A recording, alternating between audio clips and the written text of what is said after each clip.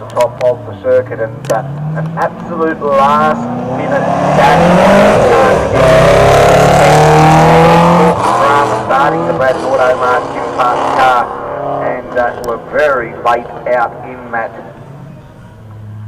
qualifying session. In fact, completed just 14 laps in qualifying as opposed to the 23 laps set by the BMW that was just out in front of him, and it was on the second last of those qualifying laps that they managed to bump this car up into the top 10, into position number 9, and that they'll be looking at trying to improve that 108.6 that they recorded that time around. Sorry, a 108.29 they actually qualified with.